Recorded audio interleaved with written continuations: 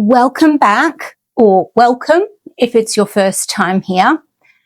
I'm Danielle Robinson, and this is Between the Covers with Danielle, a space where we talk about books not just as stories, but as cultural artifacts. Here, reading isn't about chasing trends or ticking off a TBR.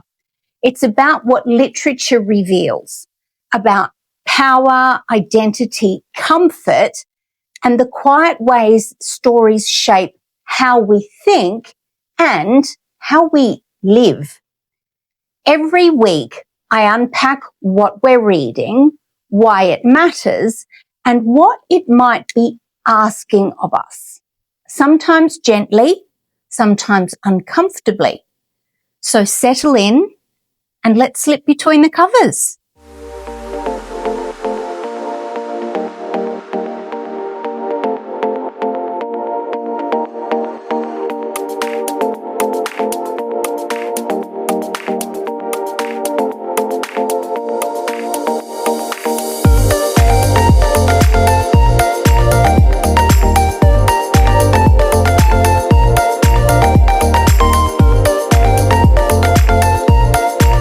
Start with why escapist reading feels so necessary right now. We're living in an era of constant noise, algorithmic outrage, endless crises, and a pressure to have an opinion on everything immediately. In that environment, reading becomes one of the last private, unmonetized forms of retreat. There's nothing trivial about wanting comfort. Escapism isn't intellectual failure, it's often self-preservation. When reality feels relentless, books offer coherence.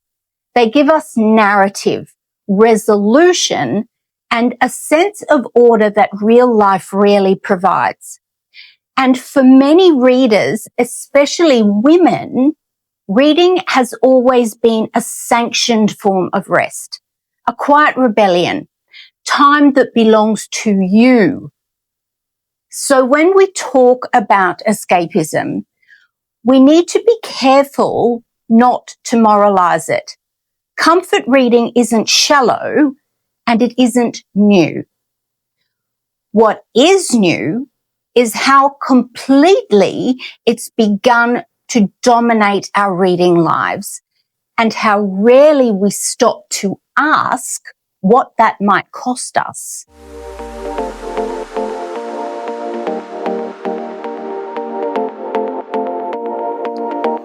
Here's where the conversation gets more complicated, because comfort on its own isn't the problem. The problem begins when comfort becomes the default. When our reading habits are shaped entirely by ease, familiarity, and emotional safety. When every book we choose reassures us, confirms what we already believe, or asks nothing of us, reading stops being a site of engagement and starts functioning more like sedation. And that shift is subtle. It doesn't feel like avoidance. It feels like relief. We tell ourselves we're too tired for anything challenging, too overwhelmed, too busy. And sometimes that's true. But when that reasoning becomes permanent, we quietly outsource our intellectual stretch. This is how reading, a practice once associated with curiosity, friction, and growth, risks becoming another algorithmically optimized comfort loop. Not because books have changed, but because we have.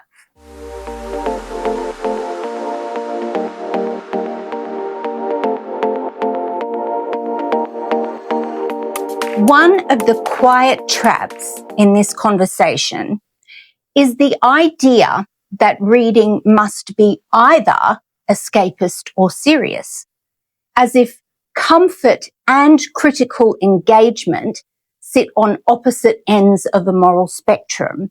They don't. The real distinction isn't between genres or between light and important books.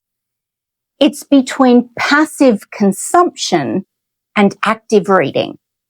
You can escape into a fantasy novel and still be asked to think about power, identity, loyalty, or fear. And you can read something overtly political and engage with it so superficially that it changes nothing at all. Depth isn't a genre, it's a practice. What matters is whether we're allowing books to do more than soothe us, whether we're letting them interrupt us, challenge us, or complicate our thinking. So the question isn't, is this book escapist? The question is, what is this book asking of me, and am I willing to answer it?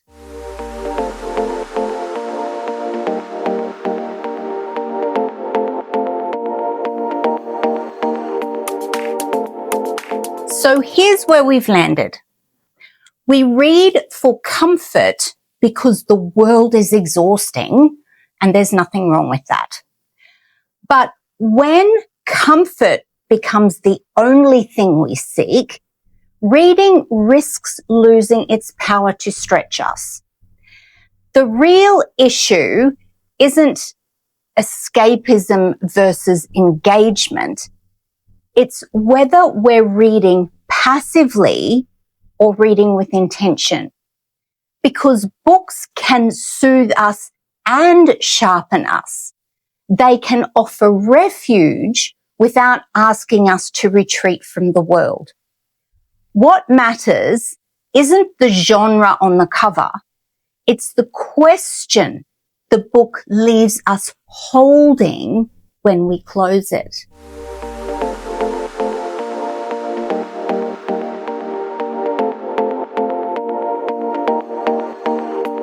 If this conversation resonated, I'd love you to stay with me. You can subscribe here on YouTube and follow Between the Covers with Danielle wherever you listen. Spotify, Apple Podcasts, and across my socials. This channel is for readers who want more than recommendations. It's for people who are interested in what reading does to our attention, to our thinking, and the way we move through the world. Next Sunday, we'll be continuing this conversation by looking at how the experience of reading itself is changing, what we gain, what we lose, and what it means to read in a world that's increasingly digital. Until then, read widely, read deliberately, and I'll see you next time when we slip between the covers together.